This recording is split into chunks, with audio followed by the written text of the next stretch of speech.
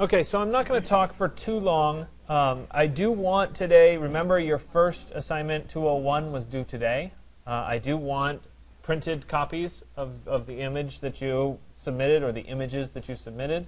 I at least want one for everybody, but I'll take more if you have more. What I end up doing is I end up binding them into a book so that you can see kind of a whole bunch of them afterward. And I'll bring over one of the final assignment books. I should bring it over today and you can have a look. So today you got two handouts. You got the assignment 205 handout and the exercise 212.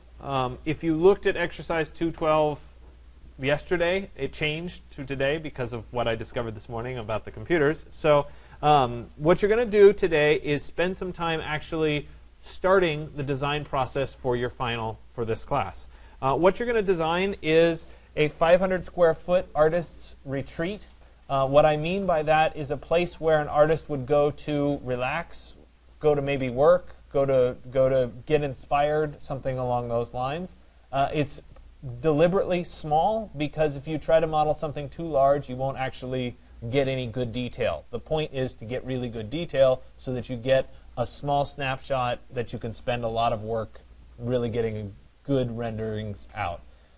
You will be doing, for the final, you'll be doing an interior day and night rendering, two separate renderings, and you'll be doing an exterior day and night rendering. So we'll be doing lighting, a lot of various things to get good quality rendered results. We'll actually take it as far as making some plans and sections of this so that you can see how that works out. I may, and I reserve the right to add a plan or a section to this. And that I experimented with it last semester, and it seemed to work out well, but I have to kind of see how you're all doing toward the end. So we may add one more drawing to this, but it'll be obvious when we get there. So anyway, I want to introduce a little bit about the sites. You're allowed to choose whatever artists you want. So if you're a big fan of a particular artist, design for them. Right? The caveat loophole is you as a designer are technically an artist, so if you really wanted to do it for yourself, you can always do that too. Right? But a lot of times it's more fun if like you pick Richard Serra and then you're doing these Corten steel walls or whatever. You know, it's relevant and it can be fun. So I'm leaving that deliberately open-ended. I do have some stuff about you might want a sleeping space, a cooking space, maybe a bathroom or a meditation space, maybe a studio. Right? These are loose guidelines. Obviously, 500 square feet is not a lot to play with, but the more you try to work on it, the better. Will I actually go in and measure and say you have 505 square feet, therefore you fail? No. Right? I'm not going to do it. But if you have a 2,000 square foot house, right, I'm going to be able to tell. Does that make sense? So we're talking small scale. Right? Some people like to build them really tall. That's fine. If you want to build it really long, that's fine. It's entirely up to you what the design looks like.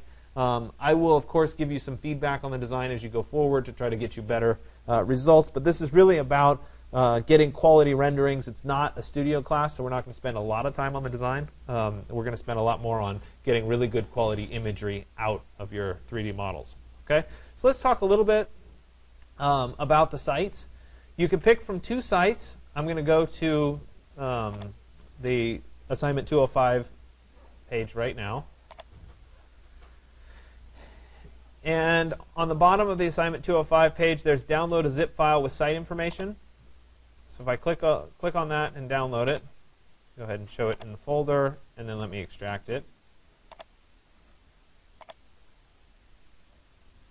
I have some various site information here. Probably the first thing that I would look at is the KML files, which is a Google Earth file. If you double click on it, we'll open up Google Earth, and we'll get a good sense of what's going on here. You can close that.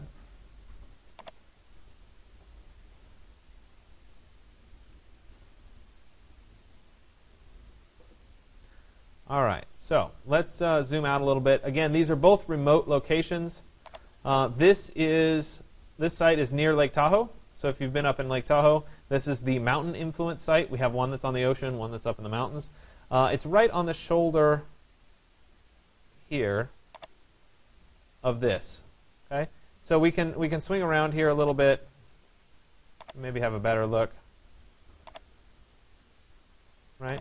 So there's a. If we zoom out a bit, you can see that there's a lake below here. There's a ridge that comes up here. This is kind of a cliff face that's right up in here. You have flexibility. I have the pin set kind of right down in here somewhere, but anywhere along the top here, along the edge of the cliff, or in this bowl is fine. The nice thing about this is there's a bunch of images that you can click on to kind of get a sense for what's going on, what the terrain looks like, what the images look like. You might back out a little bit further. You can kind of see what a general view would look like, right, in this particular location. If I'm looking back toward the mountains here, but if I were to switch my view around, sorry, come on, being so, right? There's Lake Tahoe, so this has a view of Lake Tahoe. And you can kind of click around and kind of see what the various images would look like. Right, that's actually pretty close to the view that you'd be looking at. You kind of have to click around and see on a variety of these images. Anyway, so play around, look at those pictures. We can also make the imagery go back in time, so you can kind of see what it looks like over time as we go backwards. Obviously, the more recent, the more current. You can see what it looks like in the middle of winter. Right? We've got a lot of snow in this particular location. That's obviously something to think about in the design process, etc. Okay? So let me go ahead and I'm going to open up the second file. This is building site 2. And like I said, this is going to be on the coast.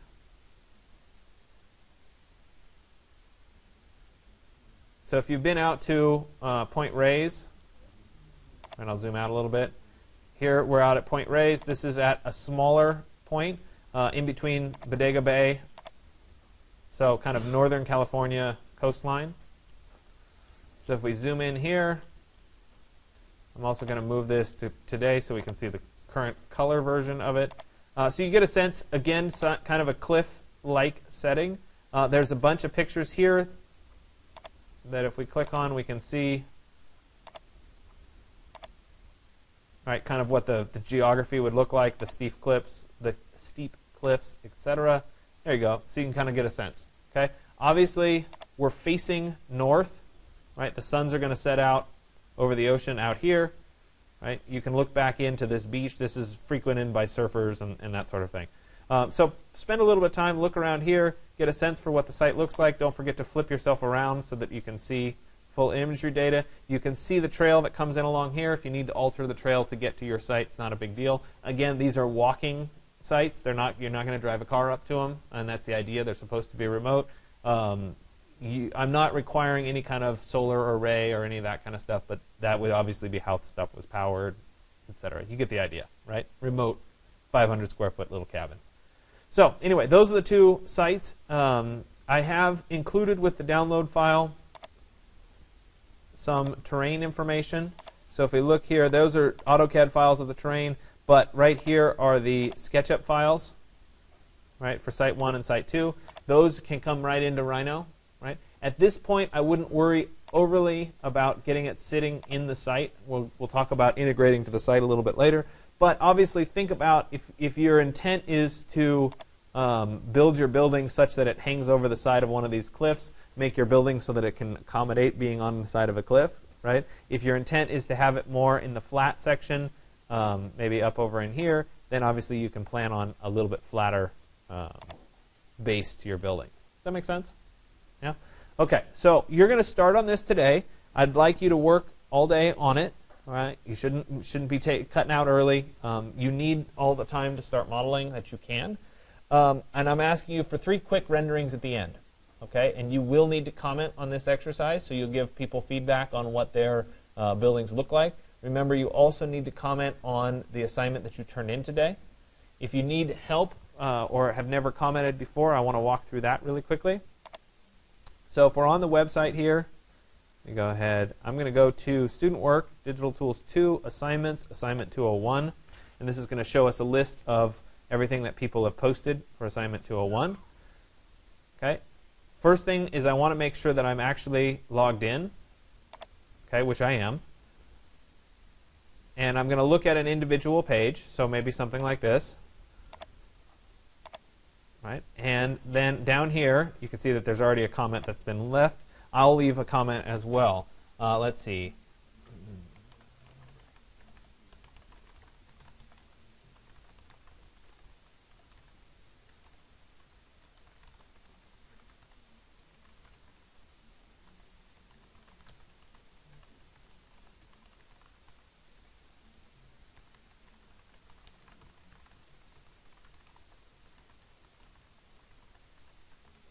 All right, so something like that. Again, something constructive. I think your texture mapping is appropriate in scale, though there could be a bit more contrast in the materials to showcase the design of the chair. Something trying to be productive. I'll go ahead and click on Post Comment.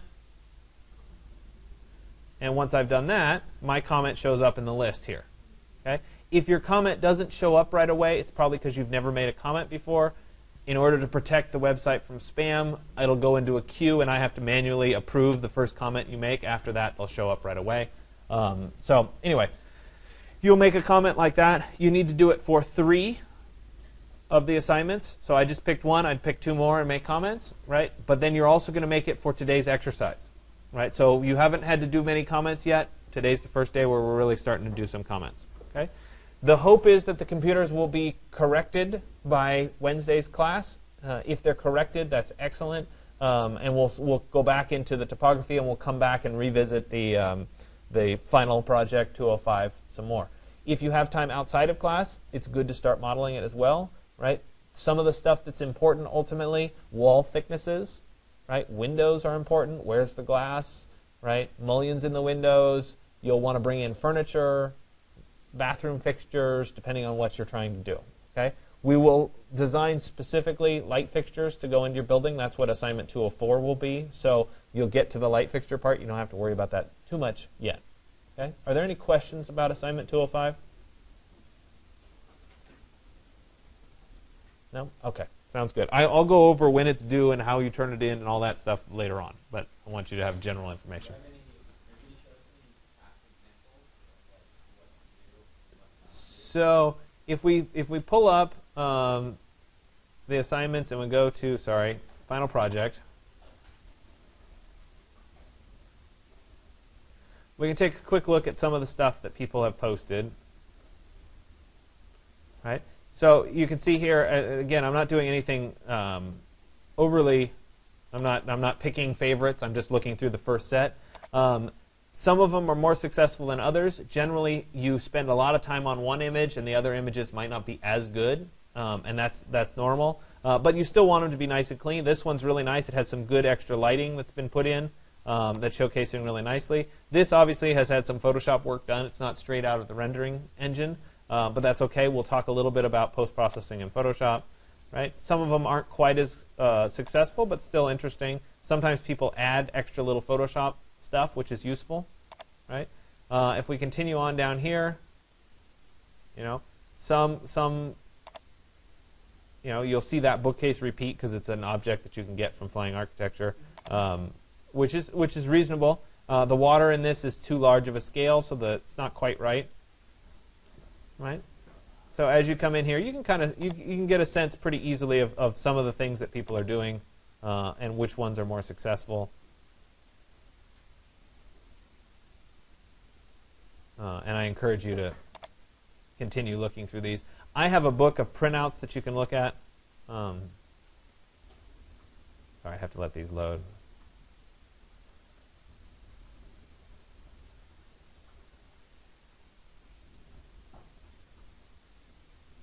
I thought this one, obviously this one's on the home page. That one's particularly nice.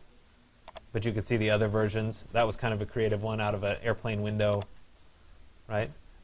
Good quality lighting coming through with the sheets, right? The sunset scene, less successful in my book. This one also, it's hard to tell what's going on, right? This set has some really nice materials applied to it, but it's complex in its nature. But there's a few that are really kind of well done. Views, right? Something like that, the shine, etc. This one has some nice people in it. All right, trying to interact with the people, which is good. The light fixtures turned out really nice and reflective. Right, that might be a little extreme, but you get the idea.